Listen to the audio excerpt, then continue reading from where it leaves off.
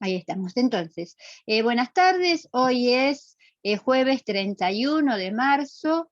Es la tercer clase de desarrollo motor, el segundo encuentro sincrónico, les estaba comentando recién, porque hubo un encuentro sincrónico que fue el del jueves pasado, que coincidió con un feriado.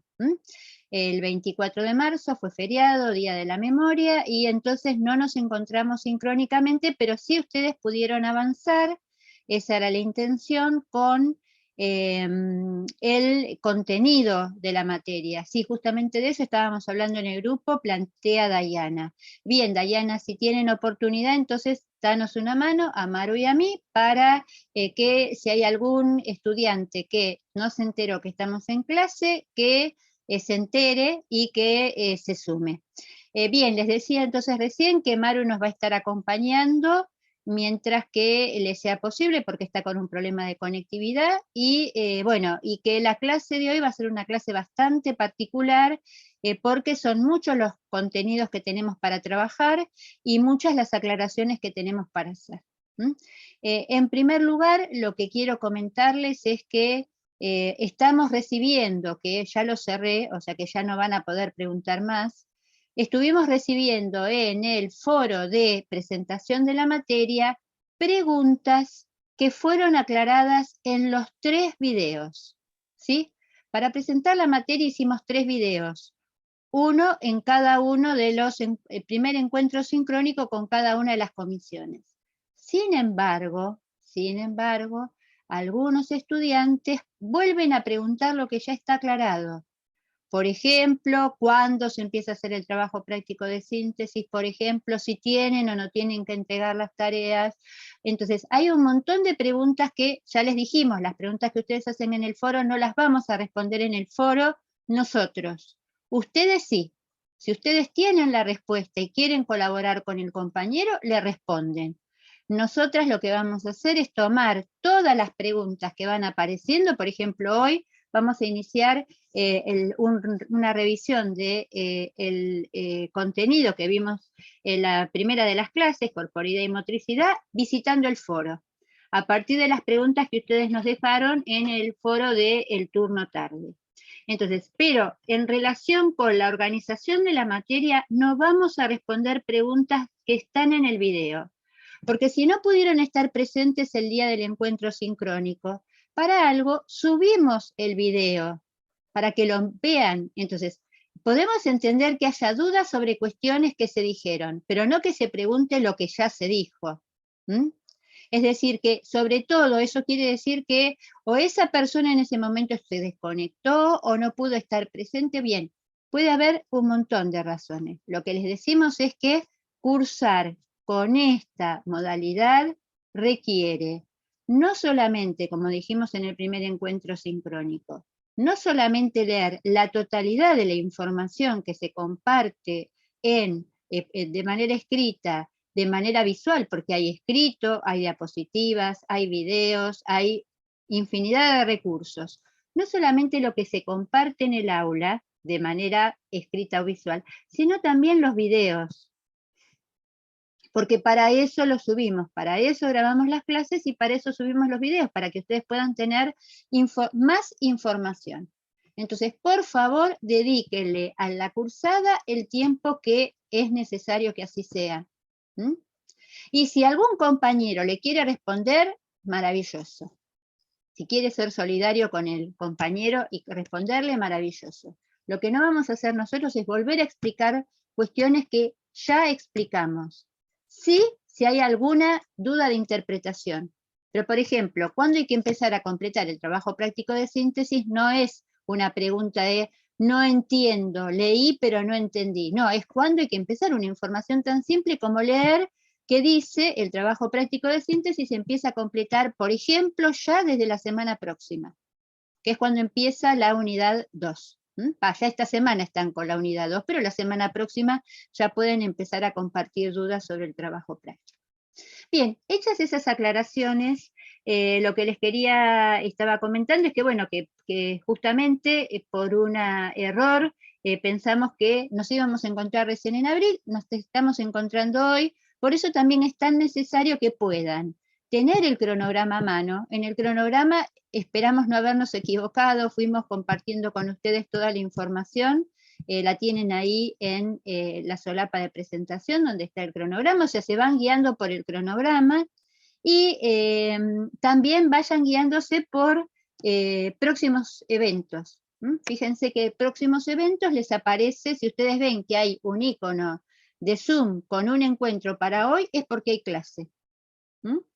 Bien, hasta acá, ¿alguna duda o consulta? ¿O les parece que ya podemos empezar a trabajar con el contenido de los distintos temas que fuimos, las dudas sobre los distintos temas que fuimos analizando? ¿Avanzamos? ¿Les parece? Bien, un último aviso que les quiero comentar es que el día miércoles, que es el Día Mundial de la Actividad Física, va la universidad, el departamento, no la universidad, dentro del departamento, la carrera de Actividad Física y Deporte va a organizar una jornada.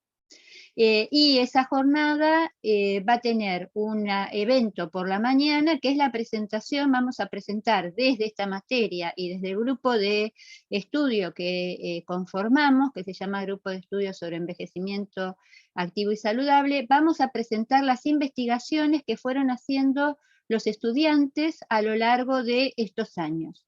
Por ejemplo, Maru va a estar presentando a partir, tenemos los videos de las distintas estudiantes que fueron haciendo investigaciones y los vamos a compartir con ustedes para que vean de qué manera esto que les decíamos, ¿no? Que en esta materia no solamente hacemos enseñanza, sino que también hacemos investigación. Entonces la participación en esa jornada va a ser una de las posibles jornadas académicas en las que ustedes van a poder participar. Así que bueno, cuando tenga, todavía no tengo el link, tengo el flyer, pero no tengo el link. Cuando tenga el link sobre cuál es el sitio desde el cual pueden acceder, lo voy a compartir en la solapa que dice jornadas académicas, que todavía no está, lo muestro desde acá, a ver si puedo acceder, espérenme un segundito. Un segundo, por favor. No me aparece. Voy de nuevo. Para que ustedes vean desde dónde va a aparecer. A ver si allí ahora se ve.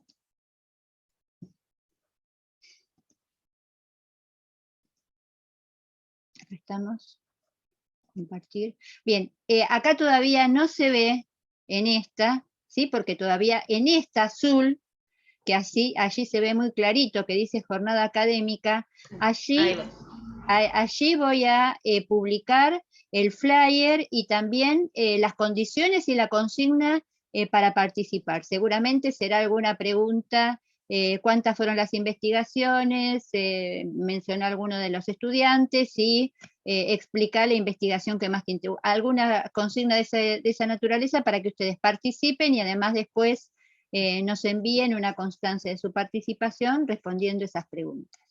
Quienes puedan participar de esa jornada académica ya tienen, cumplimentaron unos, recuerdan que los requisitos para regularizar la cursada de esta materia, uno es la pausa activa, el otro es la participación en una jornada académica, ¿no? Como parte del proyecto Sumando Calidad de Vida a los Años. Así que estén atentos, porque ya les digo, me lo informaron anoche, me pasaron el flyer, pero no tengo todavía claridad, es el miércoles 6 a las 10 horas.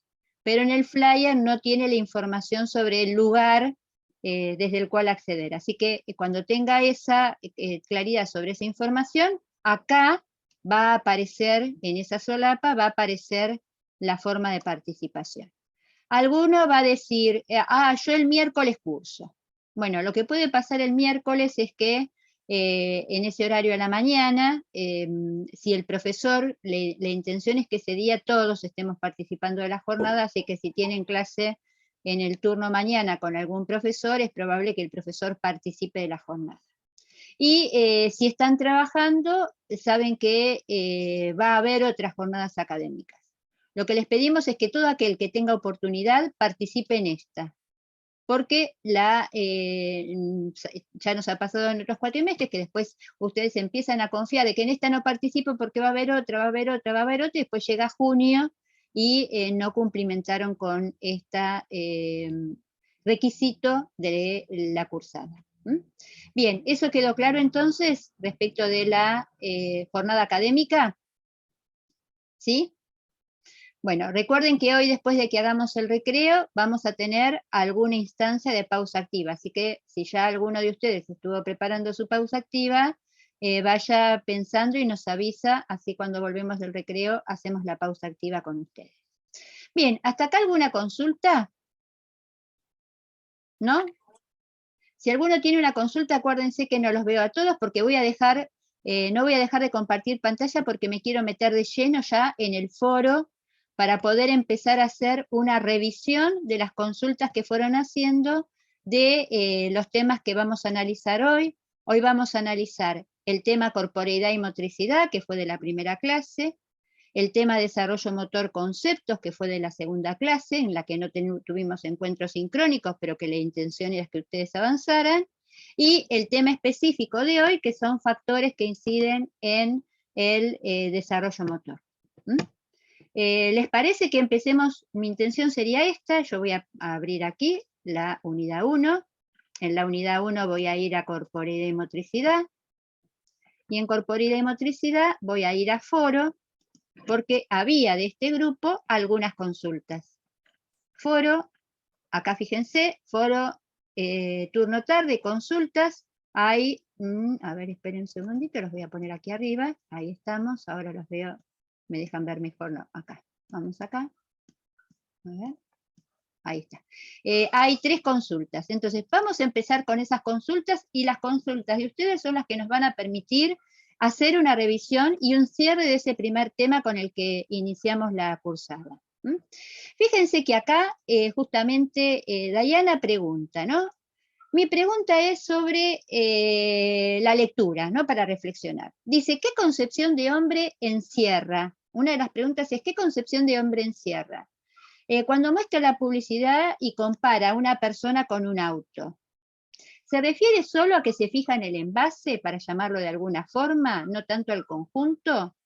Como dando a entender que físicamente estamos bien y que lo interno no interesa. Esa es la primera pregunta. Es decir, que la primera pregunta lo que está intentando compartir con nosotros, la preocupación que está intentando compartir con nosotros Dayana, es sobre la concepción del cuerpo. Si esas imágenes de la publicidad, sobre las que ahora vamos a volver, nos están queriendo decir que lo que importa es el ser humano como un envase, como una cosa, y que los procesos que tenemos, acá me está diciendo mi conectividad que tengo recursos deficientes. Si ustedes empiezan a ver que me corto, que se corta lo que estoy diciendo, avísenme y apago la cámara. Entonces, acá dice, o sea, la pregunta es fundamentalmente por la concepción y la relación entre cuerpo y corporeidad. Entonces, vamos a volver, leemos las 3 preguntas y luego volvemos sobre la respuesta de Dayana. Fíjense que la tercera pregunta apunta a los mismos conceptos.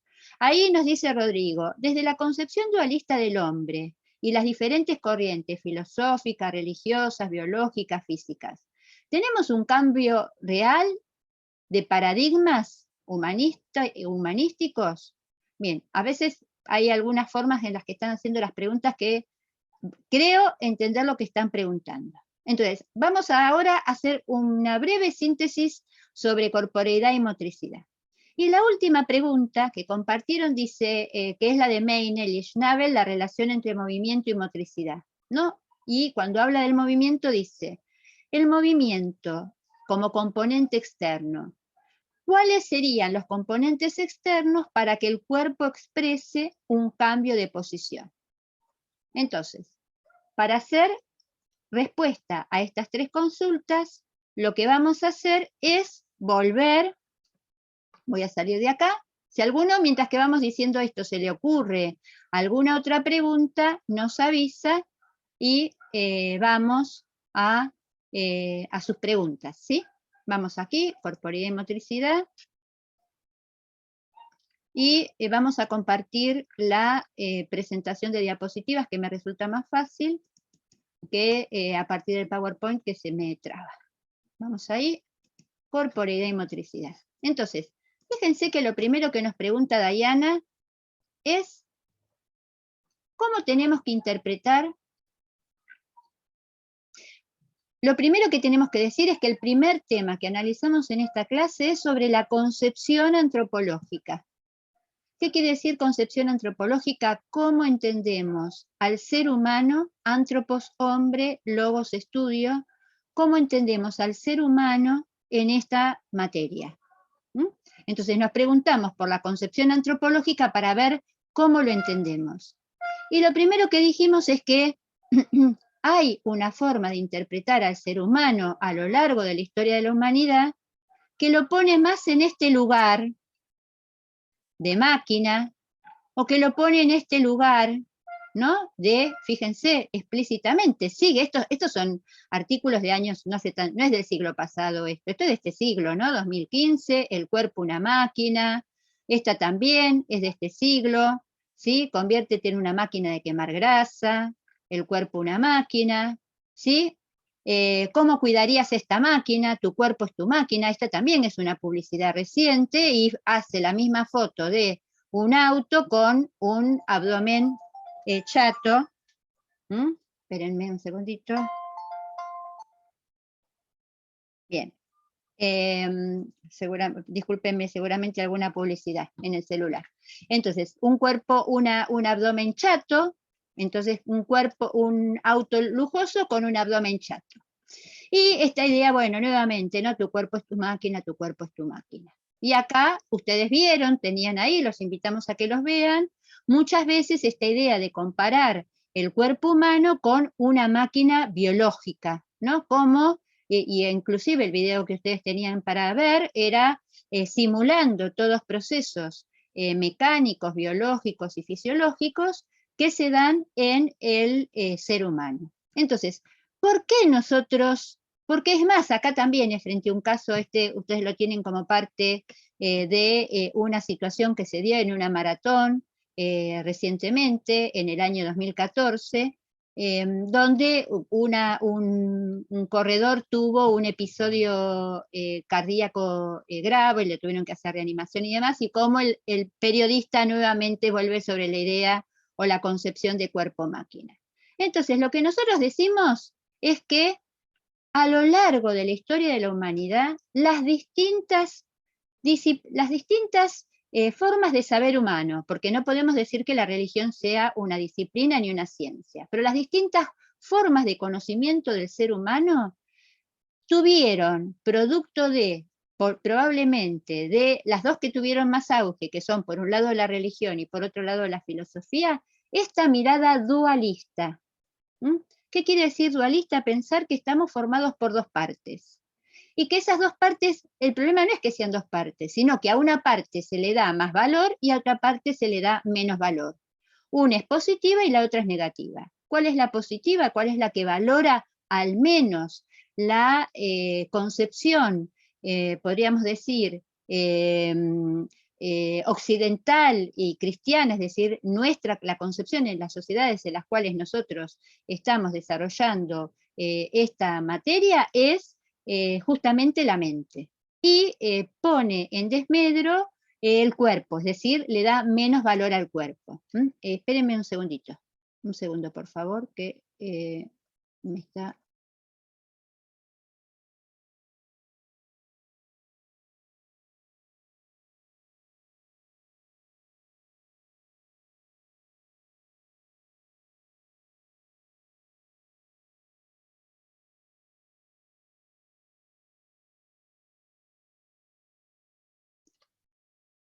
Perdón, se había abierto la puerta y estaba sintiendo mucho ruido. Entonces, tenemos una mirada positiva o de mucha valoración respecto de la mente y de desvalorización respecto del cuerpo. ¿Producto de qué? De estas ciencias, ¿no? Y de estas disciplinas. La filosofía que lo ve como una cárcel, como una tumba, la religión que lo ve como la carne, la biología que lo ve como esta máquina biológica, y la física que lo ve como esta máquina mecánica, ¿no? Como justamente lo ve como un cuerpo que ocupa un lugar en el espacio.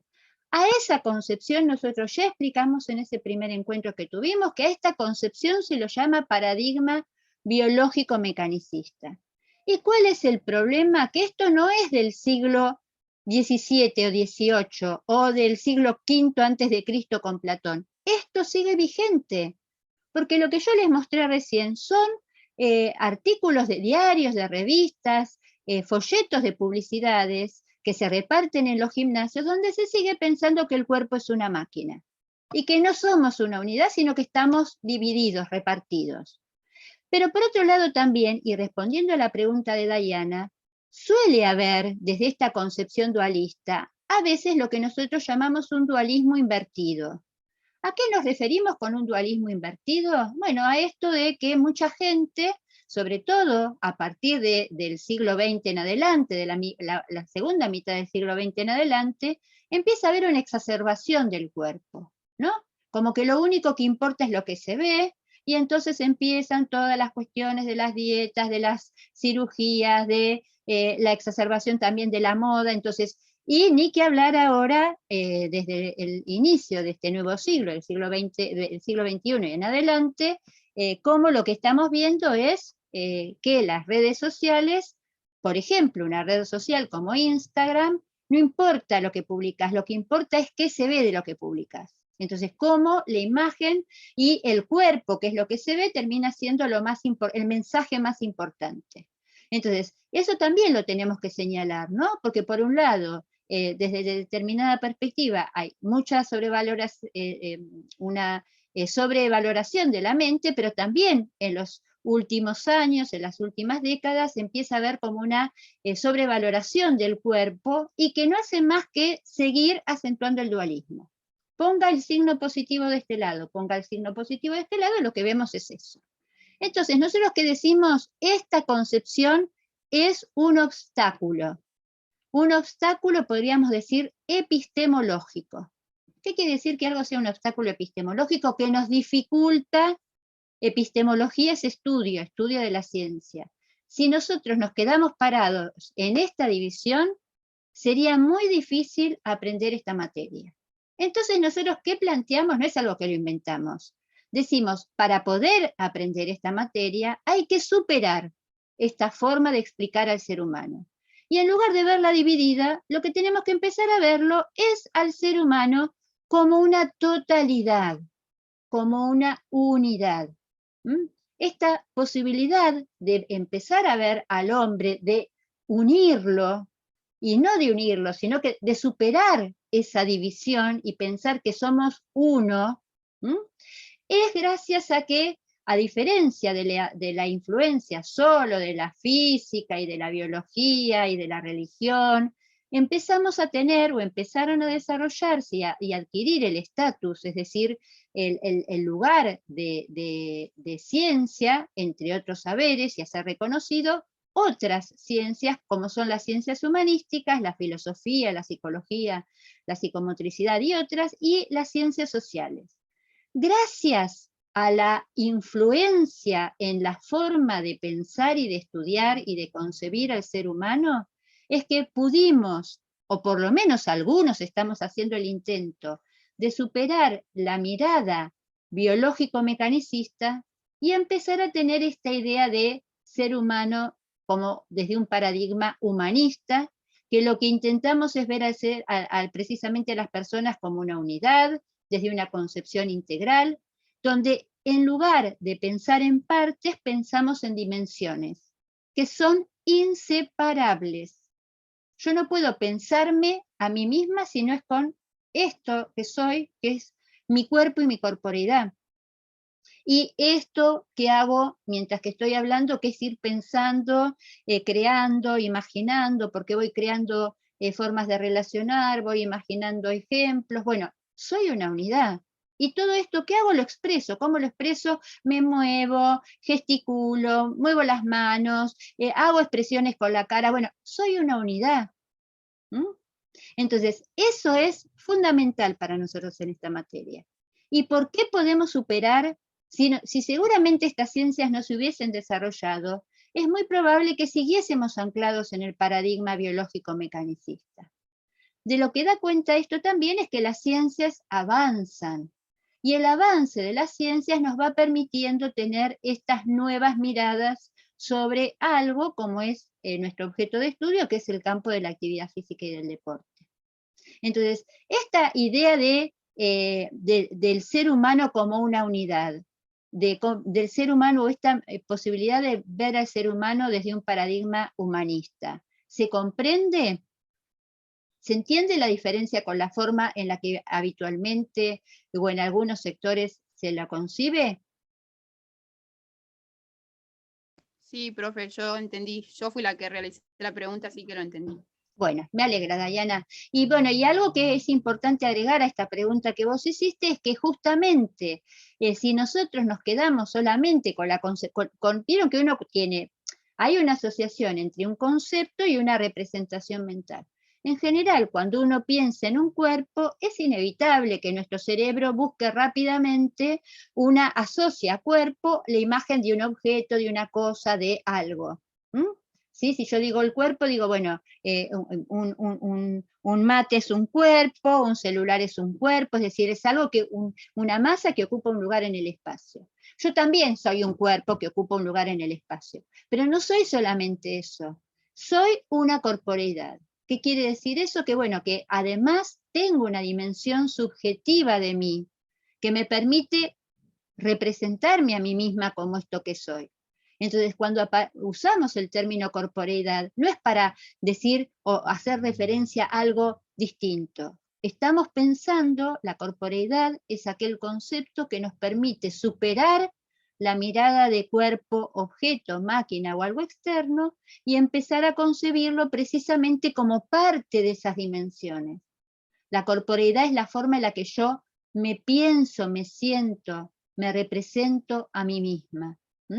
Y que tiene un correlato, justamente lo más complejo quizás a lo largo de la vida, es ir encontrando una correlación entre cómo yo me represento a mí misma y cómo yo en realidad soy, ¿no?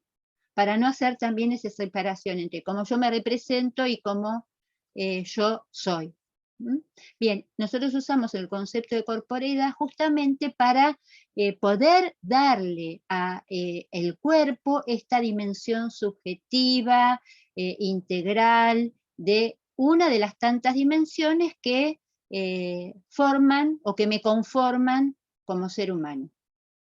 Y el otro concepto, esto entonces respecto de tanto las preguntas, el compañero dice, ¿son estas ciencias las que aportan? Sí, son estas ciencias las que aportan este paradigma humanista.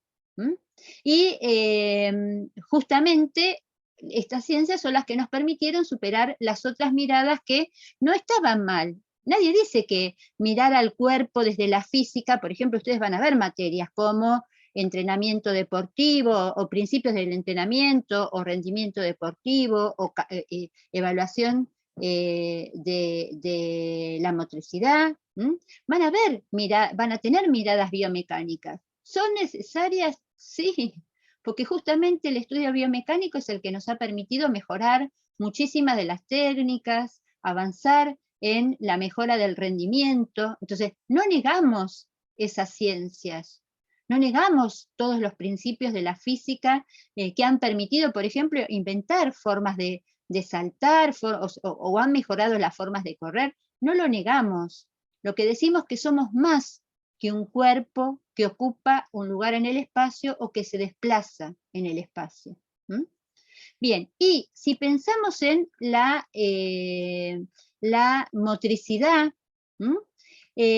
para poder explicar el otro concepto de motricidad, lo que planteaba era cuáles eran estaba tratando de pensarlo, casi me confundo con otro tema, con otra pregunta que plantearon para procesamiento de la información, también en este grupo, que es el tema que vamos a ver ahora nomás. Lo que tenemos que pensar, a mí me gusta este esquema, ¿no? Este esquema me parece que es el que en alguna medida grafica la relación entre movimiento y motricidad. En general, en el campo de la actividad física y el deporte, durante muchísimo tiempo lo único que se miró, o de lo único que nos dedicamos, es a mirar el movimiento. ¿Por qué? Porque era lo único que veíamos. ¿Mm? Es decir, lo que veíamos era esto, del cuerpo, que el cuerpo se movía todo, ¿sí? Se desplazaba o movía alguna de sus partes. ¿Mm? Mueve la cabeza, mueve los brazos, mueve las piernas, o se desplaza, cambia de lugar. Eso es, les digo que gran parte de lo que, por ejemplo, mi formación, y que yo no me formé, más allá de que sí, seguro hace años que me formé, pero no me formé en el siglo XIX, yo me formé en el siglo XX, mientras que estuve estudiando actividad física y deporte y educación física, en general mi formación fue mirar, ¿sí? ¿Qué hacen los nenes? Saltan, corren, lanzan, es decir, mirar movimientos.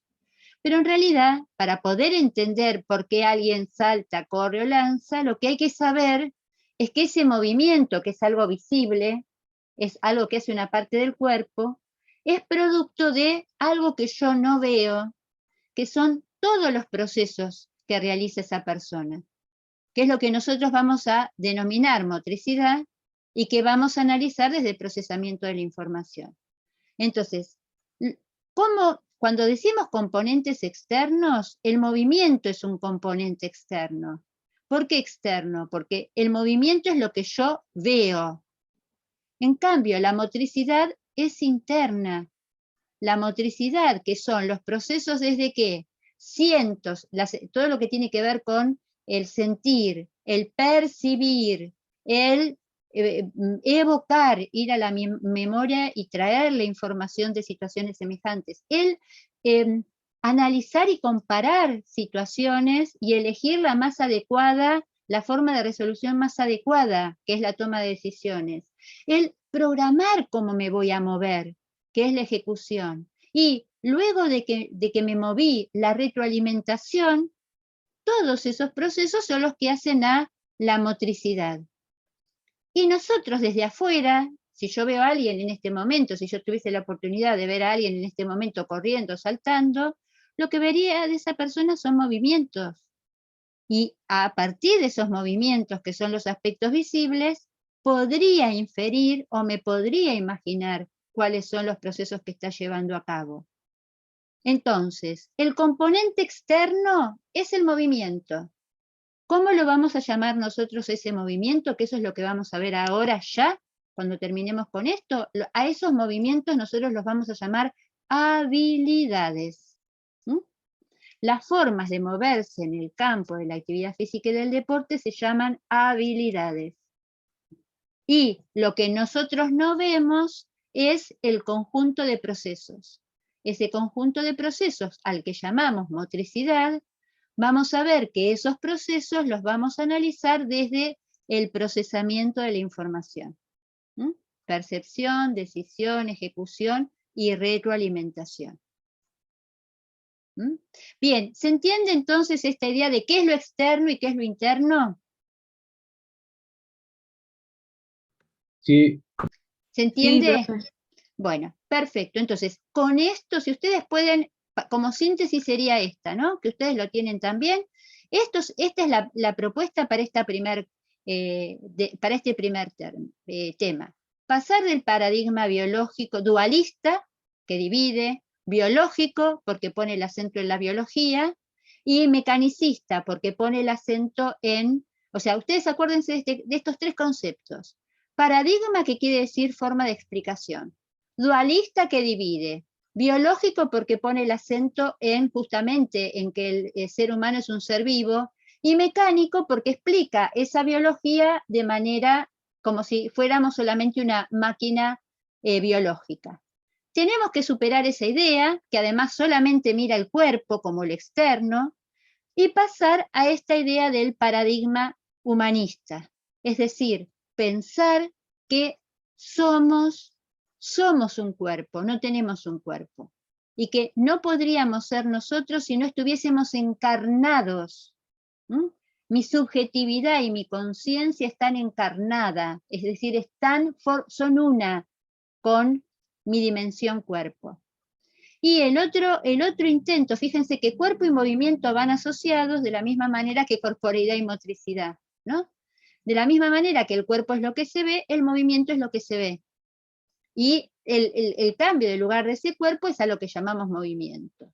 En esta materia nosotros vamos a analizar la motricidad, no los movimientos. Los movimientos los vamos a analizar como parte o como expresión de esa motricidad. Y entonces justamente cuando hablamos de motricidad, lo que hacemos también es pensar que esa motricidad la hace alguien, la hace una corporeidad, ¿sí? Es decir, una persona que se llamará Juanito, Ailén, José o Felipa. Pero esa motricidad no es algo aislado, es producto de un ser que es una unidad. Bien, con esto, dejo de compartir acá, con esto estaríamos haciendo una primer síntesis de lo que hicimos en el primer encuentro, pero que evidentemente nosotros entendemos que son conceptos complejos para ustedes. Si toda la vida hablé de cuerpo y movimiento y pensé que mi cuerpo era una máquina, de pronto llegar a una materia en la universidad y que las profesoras me digan, no, somos una unidad, somos una corporeidad. Hay que mirar, hay que tratar de comprender los procesos, la motricidad. Bueno, ¡pum! Me están queriendo cambiar la forma. Si yo voy al gimnasio y digo, a ver, hoy 30, vamos, cargá. Si duele mejor, vamos, si no duele no sirve. ¿Tenés dolor? No importa, dale. No, ¿cómo si tenés dolor no importa? Te echaron del trabajo, no importa, ahora vení, descargá. No, ¿cómo que te echaron? Te echaron del trabajo, venís corriendo, estás angustiado, y lo más probable es que si le pones más carga a la que le tenés que poner, además de estar angustiado, te lesiones. No es que sos una máquina que entonces vas a descargar, no. Entonces, esas son las cuestiones que tenemos que empezar a pensar. Cómo uno es una unidad y cómo los procesos que uno va transitando, que es lo que vamos a ver ahora con el concepto de desarrollo motor, con el concepto de competencia motriz, con el concepto de capacidad y con el concepto de habilidad. Entonces, corporeidad y motricidad, por lo menos, ¿les empieza a resultar más familiar ahora esos dos conceptos? Abel hace sí, los demás, ¿qué dicen? ¿Sí o no? Sí, profe, sí. ¿Sí? quedó. Bien. Buenísimo, gracias Sí. Brenda, Sí, profe. gracias Agustín, gracias. Y si no, vuelvan a hacer alguna otra pregunta. Si ustedes ahora se van, leen y vuelven a mirar las diapositivas, miran los videos, si surgen dudas, vamos con más preguntas para la próxima, aunque si nosotros podemos avanzar con los temas, pero si hay una duda que queda, no es que, no nos pregunten más de motricidad porque eso ya lo vimos en la primer encuentro sincrónico, o en el segundo encuentro sincrónico. No, las preguntas de contenido siempre se pueden preguntar en cualquier momento del cuatrimestre. ¿Está claro? Bien, vamos entonces, alguna de esto que dije hasta ahora, ¿hay alguna pregunta o algo que quieran profundizar o vamos a desarrollo motor, capacidad, competencia motriz, capacidad, habilidad? ¿Podemos avanzar con el siguiente tema? ¿Les parece? Profe, avancemos. Avanzamos con el siguiente tema. Bien, vayan, yo voy a ir al foro a ver qué preguntas hay, pero ustedes piensen a ver si tienen alguna pregunta. Mientras que yo busco el foro.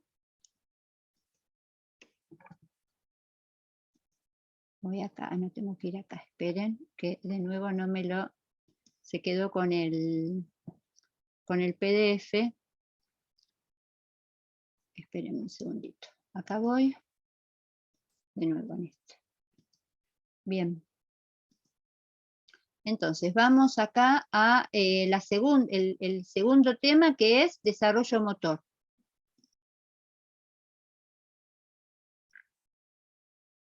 Así aclaramos todas las dudas y después del recreo a mí me interesaría que pudiéramos trabajar con el tema específico de este encuentro, que es crecimiento y maduración. Bueno, acá tenemos las preguntas, hay también 2 preguntas de desarrollo motor. Ahora que ya lo tengo, lo voy a compartir con ustedes porque no lo estoy compartiendo. Estoy egoísta, todavía no compartí las preguntas. Acá lo tenemos, compartir. Bueno, fíjense que de este segundo tema tenemos entonces acá preguntas sobre desarrollo motor conceptos. Vieron que esta segunda tema, desarrollo motor, es un texto cortito, pero tiene muchos conceptos para entender, para comprender y para ver cómo relacionarlos con esta carrera que ustedes empezaron a cursar. Fíjense que acá hay una primera pregunta que va al procesamiento. Hay dos preguntas. Una que se refiere al procesamiento de la información y otra pregunta que se refiere a la motricidad. Yo voy a empezar por la segunda porque esa ya directamente hace referencia a la evolución de las competencias motrices, pero la vamos a dejar en stand-by esa pregunta. Acá Juan nos dice, ¿hay motricidad durante la gestación del ser humano? Lo que le vamos a decir a Juan es que justamente el tema que ustedes tienen que leer para la semana próxima, que se abrió este lunes, es periodo de los 1000 días y periodo prenatal.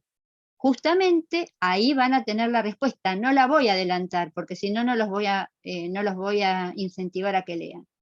Si ustedes van a leer, justamente cuando nos volvamos a encontrar, ahí sí, en abril, en la clase siguiente a Semana Santa, ahí la respuesta la van a dar ustedes. ¿Hay motricidad durante la gestación? Solamente les digo que uno de los aspectos que del que más seguimiento hacen los obstetras, porque en ese momento más que un pediatra, el que hace el seguimiento de la mamá gestante es el obstetra, es de las manifestaciones de la motricidad. ¿Mm? La motricidad es uno de los parámetros para poder evaluar cómo está la salud del feto. Porque en general, mientras que está en la etapa de preembrión y embrión, como tiene muy poco tamaño, si bien tiene motricidad, en la de preembrión no en la de embrión, sería muy difícil de poder percibirlo. Pero justamente lo que les voy a decir es que ya algo respondí, no puedo con mi genio, vayan y lean, porque ahí está qué manifestación hay en cada momento, en cada fase de la gestación. No puedo. Después de todo lo que dijiste, ellos pueden terminar de completar la frase. Pueden que lean y completen la frase. Que lean y completen. Gracias, Maru. A eso, ¿sí? Y bueno, vayan y fíjense. Pero bueno, ya algo les anticipamos. Y fíjense que ahora sí, acá viene la segunda parte. ¿Suceden cambios o evolución de competencias motrices durante la gestación de un sujeto? Qué interesante esta pregunta. Qué interesante. Porque esta pregunta de competencia motriz nos lleva a analizar qué es una competencia motriz y qué relación tiene el concepto de competencia motriz con el concepto de desarrollo motor. ¿Quién se anima para dejar de escucharme a mí, que ya me cansé de hablar? ¿Quién se anima? ¿Quién así, que se anima no porque, a ver, ay, vamos a estar, sino para, que plantee lo que piensa? Acá lo que tenemos que tratar de, o sea, el primer punto acá sería, dejo de compartir, o sea, que lo que estamos buscando, después volvemos sobre el procesamiento de la información, la otra pregunta, pero dejo de compartir para que podamos vernos y para que podamos pensar juntos en la relación entre competencia motriz y desarrollo motor. Primero analizar qué es el desarrollo motor, después analizar qué son las competencias motrices para ver si podemos responder esta pregunta. Y lo del procesamiento lo traigo acá el procesamiento de la información. Dayana también está preocupada por la retroalimentación. Dayana, en un ratito, cuando analicemos procesamiento de la información, respondemos entre todos, ¿sí? ¿Qué pasa con el procesamiento de la información? Con la retroalimentación. ¿De qué me retroalimento y en qué momento se da la retroalimentación cuando proceso información? Vamos ahora entonces a las competencias motrices. Dejo de compartir, porque si no veo ahí los cuadraditos y quiero verlos a todos. Dejo de compartir. Bueno, entonces, ¡Chachán! ¿Qué es el desarrollo motor? ¿Cómo le entendieron?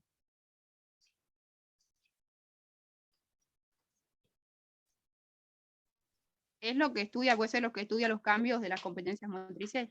Tal cual, Dayana. Esa es pregunta de parcial, ¿eh? Ya la podés responder. ¿Qué es el desarrollo motor? Es el estudio de los cambios de las competencias motrices. Segunda pregunta. Primer parte de la respuesta ya la dio Dayana. Segunda pregunta. ¿Cuándo empieza el desarrollo motor? Desde el nacimiento, Y el final antes de su nacimiento. Bien, antes, desde Agustín dijo y se desdijo y las dos respuestas Sí. están buenísimas, Agustín. ¿Por qué? Porque en realidad la definición dice desde el nacimiento, Agustín. Y como es una definición textual, lo que hicimos es tomar lo que dice el autor. Sin embargo, nosotros le hacemos una modificación a su definición. Y justamente recién, ¿de cuándo estuvimos hablando? Del nacimiento o de antes. Antes, Entonces, ¿qué tenemos que decir? Que el desarrollo motor, ¿cuándo empieza? antes de su En la nacimiento. gestación. Tal cual, Exacto. durante la gestación, ¿sí? El desarrollo motor empieza cuando se unen un óvulo y un espermatozoide. Y algunos dirían que antes. ¿Saben cuándo? El desarrollo motor empieza en los genes de mi mamá o en los genes de mi papá, ¿sí? Mi futuro desarrollo motor empieza con eso que heredo de ellos. Entonces, lo que ellos hayan hecho respecto de su desarrollo motor y lo que ellos hayan heredado también va a incidir. Nosotros acá vamos a ser menos ambiciosos y vamos a decir que el desarrollo motor empieza en la gestación. ¿Mm? ¿Y cuándo termina el desarrollo motor? Ahí, Cuando termina la vida. Tal cual, Abel, ahí también hacemos una diferencia con otros investigadores y otros textos. Algunos textos asocian desarrollo motor con que se termine de completar todas las posibilidades motrices. Y nosotros decimos que no, que el desarrollo motor abarca toda nuestra existencia, desde que nos gestan hasta que dejamos de existir. ¿Mm? Porque no solamente vemos el desarrollo motor como un aspecto de evolución de las competencias motrices, sino que también vamos a analizar aquel momento donde las competencias motrices empiezan a transitar un declive, que es tan importante conocer el declive como conocer la evolución. ¿Mm? Bien, entonces ya lo tenemos, ya dijimos que el desarrollo motor es el estudio de las competencias motrices, desde que nos gestan hasta la muerte, hasta que dejamos de existir. ¿Y qué más agrega esa definición? Hace mención al otro tema que vamos a ver ahora, después de este. Estudiar el desarrollo motor es estudiar las competencias motrices y también estudiar ¿qué? Las capacidades que tiene la... Sí, Los Abel. factores que La persona. influyen en esos cambios. Bien, Capacidades Abel. y habilidades. Bien, Sebastián y Abel, muy bien. Cuando analicemos ahora las competencias motrices, lo tenemos que analizar en términos de capacidad y habilidad. Maravilloso. Pero esas capacidades y esas habilidades y esas competencias van a ir cambiando en función de los factores, que es el concepto que recién mencionó Agustín, ¿no? Entonces, los factores tanto internos como externos, que es lo que vamos a ver después del recreo, son los que hacen que esa persona, ese sujeto, vaya cambiando y sus competencias motrices vayan evolucionando. ¿Mm? Bien, entonces, y solamente vamos a analizar la motricidad, porque hay una última parte de la conceptualización que me parece que es muy importante. ¿Qué es cuál? ¿Qué dice finalmente la definición? Dice, el desarrollo motor es el estudio de los cambios de las competencias motrices humanas. Desde el nacimiento, nosotros decimos, desde la gestación hasta el final de la existencia, de los factores que inciden en esos cambios y de... La relación con los mismos, con otros ámbitos de la conducta. Con otros ámbitos de la conducta. Ahí aparece el concepto humanista y holístico. Es decir, que nosotros no solamente vamos a pensar las competencias solo como capacidad de moverse, sino que vamos a ir viendo qué cosas le van pasando a esa persona en lo intelectual, en lo afectivo, en lo social. ¿Mm? Entonces, fíjense que ahí dijimos 3 características muy importantes. Hablamos de competencias motrices, hablamos de cuándo empieza y cuándo finaliza, 4 dijimos. Competencias motrices, a ver si lo tengo acá para que vayan fijando también, además de lo que vamos diciendo, para que vayan fijando los conceptos con las imágenes. ¿Mm? Espérenme un segundito. Vamos acá, desarrollo motor. Vayan teniendo las diapositivas, es muy importante que puedan ir haciendo esto que les planteo, ¿no? Voy escuchando y también voy mirando las diapositivas para ir pudiendo fijar la información, lo que escucho y lo que veo. ¿Mm? Entonces, estamos acá. Bien, abrimos y lo que estábamos comentando recién es esto, ¿no? Decimos entonces que el concepto de desarrollo motor podríamos decir o podríamos relacionarlo con estos 4 conceptos muy importantes. Por un lado, pensar el desarrollo motor como el estudio de cambios, pensar que lo que van cambiando son las competencias motrices, que cambian desde que nos gestan hasta que dejamos de existir, que para que se den esos cambios tienen que incidir distintos factores, y que en realidad lo que estamos viendo es cómo se van dando esos cambios en los distintos ámbitos, o cómo esos cambios se van dando en relación con no solamente la motricidad, sino también la afectividad. Cuando hablamos de ámbitos de la conducta, tenemos que pensar en la afectividad, la socialización, la inteligencia, la expresividad, es decir, todas las otras, esas dimensiones que analizamos cuando vimos el concepto de paradigma humanista. Y algo que me parece que es muy importante es esto, ¿sí? Entender de qué manera evoluciona el desarrollo motor. ¿Es igual el desarrollo motor que tuvieron los padres de ustedes que el que están teniendo ustedes? No, cambia con el ámbito social, el contexto ecológico, ambiental y humano también. Se va cambiando. ¿Y qué ejemplo se te ocurre, Matías? Uno que dio, me acuerdo, el primer encuentro fue en los Emiratos Árabes, que por ejemplo las mujeres no pueden hacer deporte, tienen que estar con el cuerpo siempre cubierto. Ajá, bien. ¿Y a alguno se le ocurre algún otro ejemplo? Por ejemplo, si comparan, si pensamos en el desarrollo motor y la infancia de sus padres y la de ustedes. Le digo que desde la infancia de sus padres hay muchas cosas que yo podría decir porque tengo la edad para ser la madre de cualquiera de ustedes. El aumento y de más la también, tecnología, ¿sí? y la hora estar mucho con las pantallas. Tal cual. Y por Quizás también el costo de la vida y las comodidades que hoy en día tenemos que antes no había. Tal cual. Y por ejemplo, los padres de ustedes, ¿cómo se imaginan que pasaban las tardes de verano? ¿Qué hacían? Jugando afuera. Jugando afuera, profe. Jugando afuera, ¿sí? Tenían más movilidad, profe. Yo, por ejemplo, sí. yo daría ese ejemplo con nosotros y la nueva generación, porque, por ejemplo, yo en mi niñez era mucho de salir a jugar y de pasar tiempo fuera. Ajá. Y después veo a mi primo, por ejemplo, que está todo el día sentado en la computadora y es muy distinto. Ajá. Y fíjate que entre vos y tu primo no pasaron tantas décadas como entre los padres de ustedes o yo y ustedes, ¿no? O sea, fíjense, por eso creo que esto ya lo había mencionado y también es muy importante que lo tengamos en cuenta ahora, es que tenemos que ir analizando de qué manera va incidiendo el contexto. Todo esto que ustedes tienen acá con negrita me parece que es muy importante tenerlo en cuenta, ¿no? Es decir, ver que los contextos inciden, ver que las sociedades en las cuales vivimos inciden.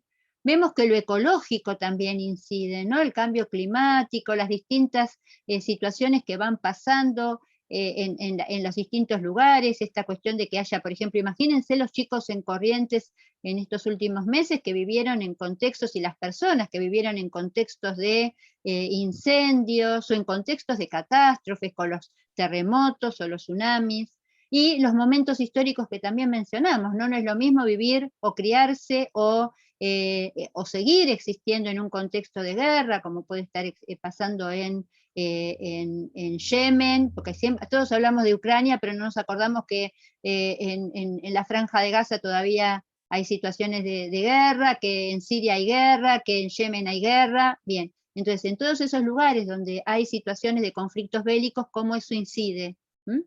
Y lo otro que es muy importante son estas cuestiones que se van dando en las generaciones, ¿no? Los patrones culturales. ¿A qué jugaban y qué posibilidades de moverse y de desarrollar mi competencia motriz tengo de acuerdo con la cultura, esto que recién trajo Matías y que yo ya les comenté, de distintas culturas, cómo van incidiendo en las formas de movernos, ¿no? Por ejemplo, pienso un ejemplo bastante que se daba en mi época, y que bueno, y que yo vi mucho en los patios mientras que estuve trabajando con chicos, ¿no? Cómo hay determinados juegos que son para, ¿no? Al elástico o a la soga solamente podían jugar las nenas, ¿no? Y había que hacer todo un esfuerzo para que los varones también jugaran al elástico y saltaran la soga. O los varones no tienen que desarrollar la capacidad de salto y la fuerza de sus piernas. Y lo mismo a la inversa, ¿no? Si hay una pelota en el patio, solamente juegan los varones. O si hay un bollito de papel, solamente lo patean los varones. Las nenas no juegan, ¿no? Entonces, ¿cómo también esos patrones culturales, desde la muñeca para la nena y la pelota para el varón en el árbol de Navidad, hasta lo que uno va viendo que se sigan replicando como patrones culturales son? Entonces, entender que el desarrollo motor no es una abstracción, se da, y la forma, más allá de que nosotros hablemos de cosas generales, es importante que ustedes puedan empezar a pensarlo contextualizado, social, cultural, política e históricamente, hasta familiarmente. Ustedes saben que hay familias donde nadie de la familia se mueve, y que en una de esas ese chico sí, o a veces no se mueve nadie y ese chico tampoco, no hay una estimulación, no se lo lleva al club, no se lo lleva a la plaza. Bueno, como uno también va internalizando esos hábitos, ¿no? Bien, y si avanzamos, vamos al concepto de competencia motriz. Ahí les dejo la diapositiva y vamos a analizarlo. Cuando yo pienso en una competencia motriz, ¿pienso solamente en la posibilidad de moverme, o la competencia motriz es un concepto también global, holístico? ¿Cómo entienden ustedes? Ustedes leen esa definición. Decimos, a ver, ¿por qué este concepto? Vamos a detenernos mucho en este concepto, porque decimos que el desarrollo motor es el estudio de los cambios de las competencias motrices. Entonces, si no entendemos qué son las competencias motrices, estamos fritos, ¿sí? Esta materia se dedica a estudiar cómo cambia esto. Entonces, tratemos de entender qué es esto a lo que damos en llamar competencia motriz. ¿Cómo lo entendieron? ¿Cómo lo conceptualizaron? Profe. Como las capacidades de hacer de una persona. Sebastián dice como las capacidades de hacer de una persona. Y alguien iba a abrir el micrófono y se cortó. No, fue al revés, profe, yo no hablé. ¿Quién? ¿Vos ibas a hablar, Juan? Porque Sebastián habló. ¿Vas a hablar vos, Juan? Hablé yo. Hablaste vos, y Sebastián no habló. Dale, Sebastián, entonces habla, porque saben qué pasa, es tan dinámico, se prende y se apaga, entonces yo pienso que el que habla es el que se le prendió la pantalla. Sebastián, vos ibas a agregar algo. Sí, profe, respecto a competencia motriz. ¿Qué ibas a decir? Sí, son desafíos, digamos, que propone el entorno y bueno, uno o el sujeto tiene que superar. Bien, tiene que superar. ¿Y con qué lo supera? El entorno te plantea desafíos. Empezaste justo para entender que es una competencia motriz. El entorno te plantea desafíos, ¿sí? Distintos. Estás en la cunita y de pronto el entorno te pone un móvil. O el entorno, tu tía, tu abuela, tu padrino te regaló un gimnasio para bebé. El entorno te desafía. O estás en el patio de tu casa y el entorno te desafía. Resulta que alguien trajo un cajón y lo dejó en el patio, y tenés 2 años y apareció un cajón en el patio de tu casa. ¡Wow! ¡Un cajón! O una caja de madera, flor de desafío. Dayana levantó la mano. Sí, profe, yo me refería a que ahí viene a ser que es la actitud, digamos, que tiene cada uno, viene a ser frente a ese desafío. El desafío es lo que en general, me parece que acá es importante, fíjense que más allá de que las acciones motrices puedan empezar o las competencias motrices puedan traer a partir de lo que uno, puedan empezar a partir de lo que uno trae, lo importante acá es entender que en general que una competencia motriz se pueda ir desarrollando y pueda ir cambiando, depende tanto de uno como del entorno. Entonces, por eso fíjense cómo termina, ¿no?, el concepto de competencia motriz. Superar diferentes problemas motrices planteados. Porque en realidad yo puedo tener una capacidad y puedo tener una habilidad, que todavía no dijimos qué son, pero no soy competente si esa capacidad y esa habilidad no me sirven para resolver los problemas que tengo. Y al mismo tiempo, cuando resuelvo esos problemas que tengo, soy más competente y me permite tener, o sea, me permite afrontar nuevos desafíos. Entonces, para que eso sea posible, tiene que darse estas 4 condiciones que están aquí abajo. Una ya la nombró Dayana. Dayana habló de actitud. ¿Sí? La actitud es que lo que te aparece de afuera te despierta interés. Y entonces que si hay una caja de cartón en el patio de tu casa y vos tenés 2 años, 3 años, esa caja te despierte interés. Te motive ¿a qué? A meterte adentro, a jugar, a ver si la podés levantar, a ver si te podés sentar encima, a ver si te podés parar encima de esa caja. Entonces, por un lado, hay un entorno que te desafía. Alguien trajo una caja y la dejó en el patio, la dejó dentro de la cocina de tu casa. Hay una caja. Bien, entonces hay una actitud. Eso te despierta interés. Y vos decís, yo, no lo decís, como tenés 2 años, en realidad lo que haces es lo que hacen los nenes de 2 años, se meten, a menos que los papás no lo dejen, se meten adentro, se paran encima, la empiezan a pisar, la patean, se la ponen, por eso es tan riesgoso, agarran la caja y se la ponen de sombrero, que es lo que pasa, y por eso es tan riesgoso el tema de las bolsas de plástico. Entonces, hay una actitud. Además, ¿qué hay? ¿Qué está buscando ese nene con esa caja? Saber qué es. Saber algo. Tal cual, ¿para qué sirve esa caja? Está explorando, todo el tiempo estamos explorando, aún de grandes, de viejos. Saber, entonces, ¿qué está haciendo ese nene? Se está moviendo con esa caja para saber si la caja es pesada, para saber si la caja es livianita, y va aprendiendo de lo que puede hacer con esa caja. Y va también archivando parte de esa información en su memoria para cuando vea otras cajas. Entonces, por un lado está la motivación y por otro lado está el saber. Una caja sirve para, una caja no sirve para, ¿sí? La caja sirve para que yo me meta adentro, ahora no, la caja no sirve para que yo le arranque un pedazo de cartón y me la coma. Voy aprendiendo, hay un saber. ¿Y qué hace con esa caja?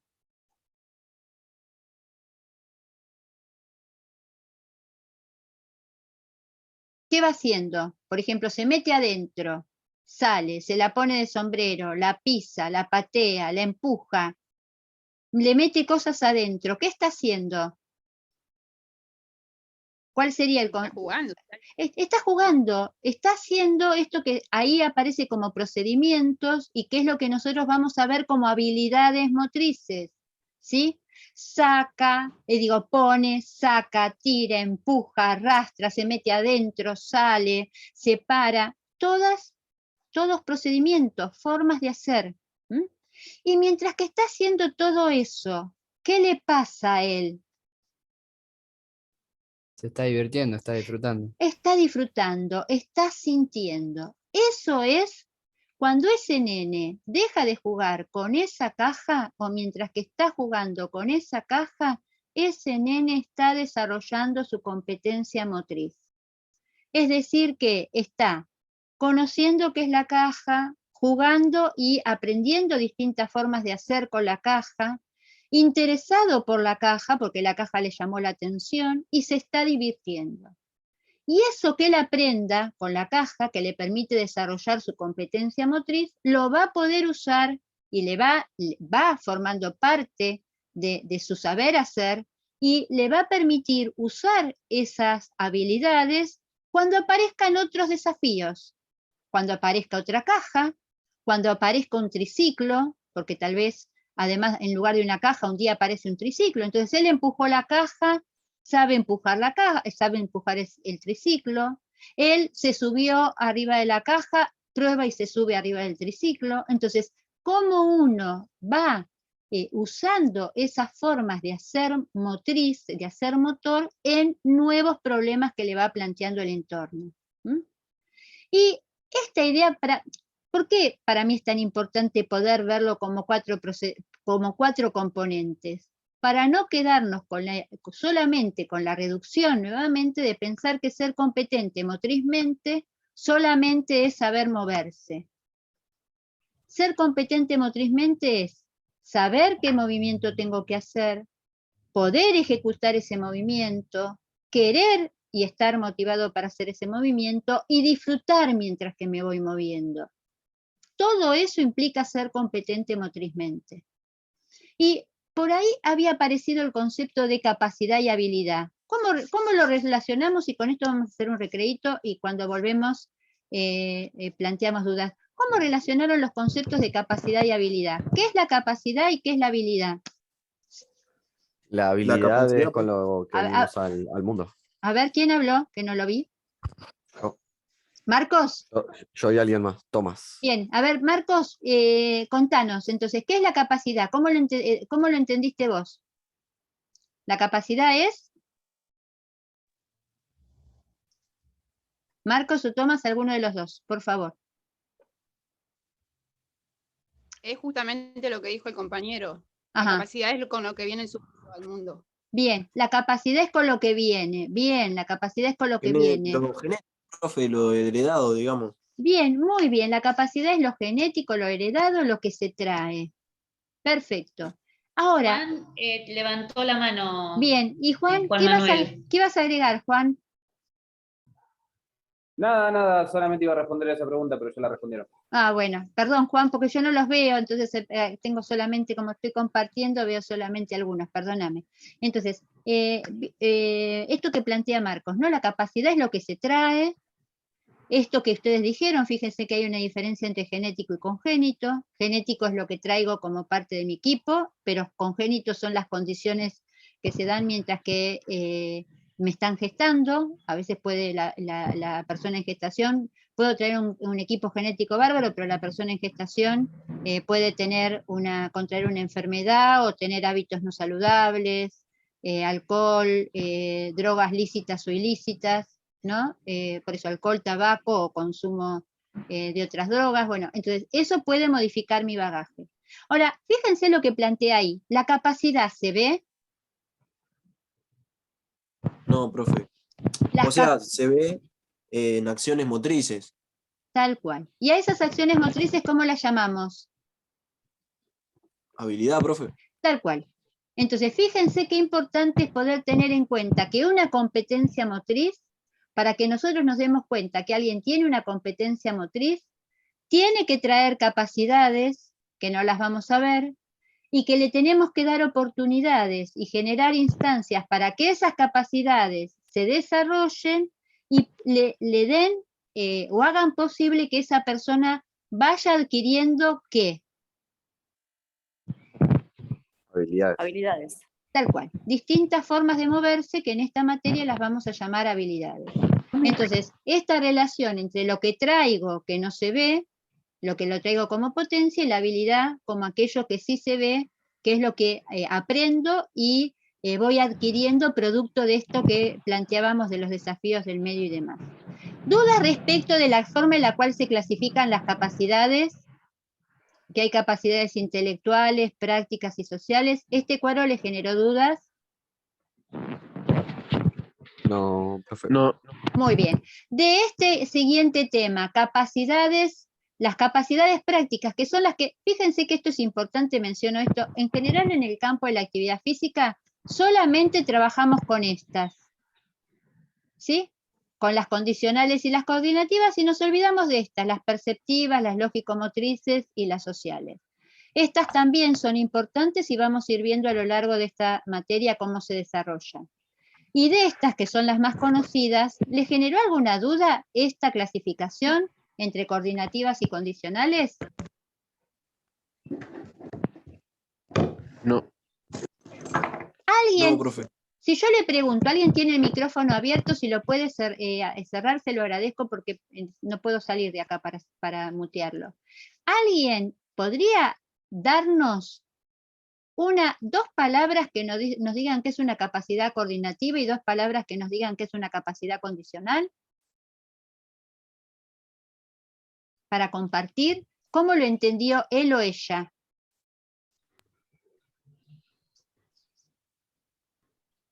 Las coordinativas vienen directo, digamos, del sistema nervioso y las condicionales. Sí, a ver, termina y después habla el otro compañero. No sé quién estaba hablando. Las coordinativas. Yo. Bien, dale. Entonces, claro, que viene del sistema nervioso y las condicionales son en base a esas señales que manda, digamos, el sistema nervioso. Así lo entendí yo. Que es, digamos, bueno, las condicionales, velocidad, resistencia y fuerza. O sea, viene de eso justamente, de las coordinativas. Bien, fíjense que el orden en el que están puestos no es casual, ¿eh? Lo primero que se tiene que dar es un funcionamiento del cerebro a partir del procesamiento de la información para que llegue la orden de lo que percibí, decidí y quiero ejecutar a mi músculo.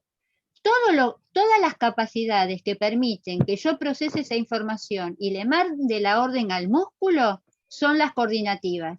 Por eso, como muy bien explicó Abel, son las que regulan la acción motriz y dependen de la conexión entre el cerebro y el músculo. Pero cuando llega esa orden del cerebro al músculo, ¿qué tiene que pasar en el músculo?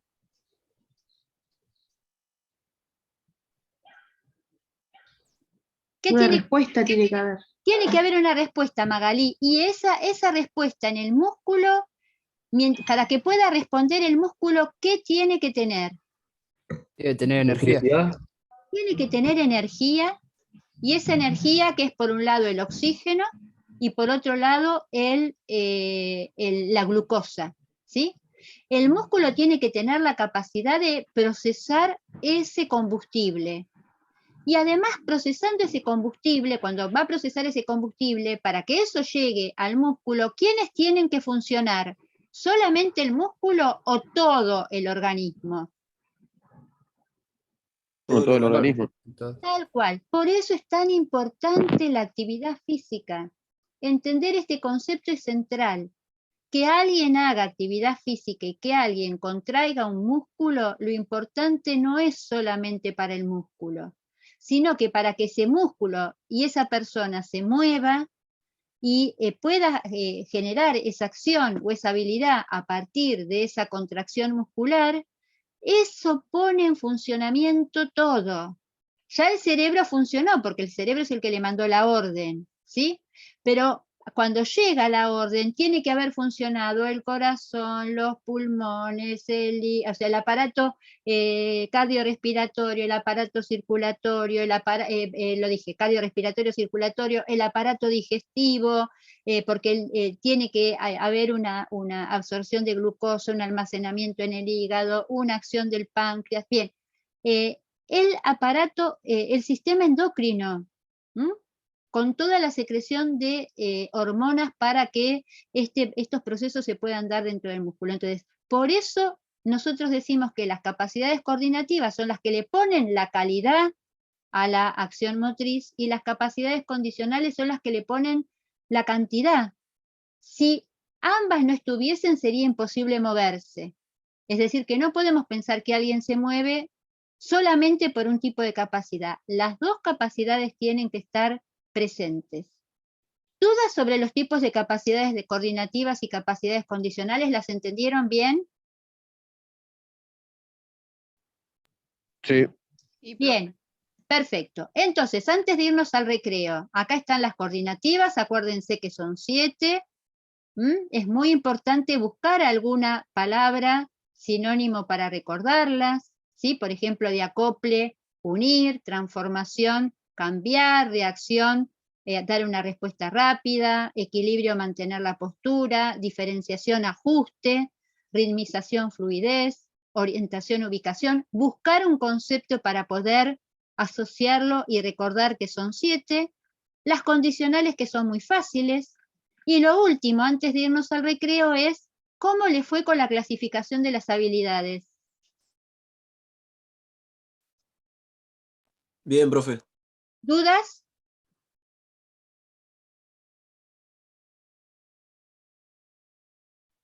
¿De estas?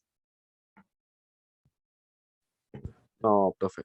Perfecto. No, profe. Entonces, si no hay dudas de estas, lo único que voy a decir antes de que nos vayamos al recreo, es porque ya trabajamos un montón de tiempo corrido, es que fíjense que no estamos hablando de distintos tipos de habilidades, sino que estamos hablando de habilidades que cada vez van siendo más complejas.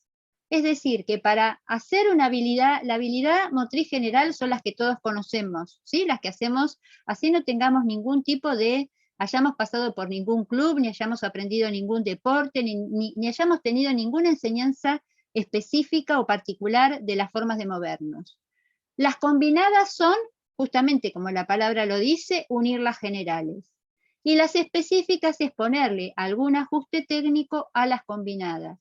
Entonces, no es que estamos hablando de cosas que son diametralmente distintas. Y además entender que para poder pasar de una a la otra es muy difícil que yo aprenda habilidades específicas de los deportes si no sé correr y saltar y lanzar.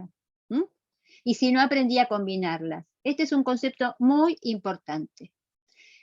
2 y 23. Hoy tenemos que ir así, ATR, así que hagamos una cosa, 6 minutos para ir al baño, para preparar el mate, para distenderse, esperen un segundo que dejo de compartir acá, no se vayan, para distenderse, y cuando volvemos vamos a hacer alguna mención sobre procesamiento de la información, por si hay alguna duda, y si no nos vamos a poner a trabajar en subgrupos con factores, que es el tema de hoy. ¿Listo? Volvemos en 5 minutos, ¿les parece? Okay. Bien.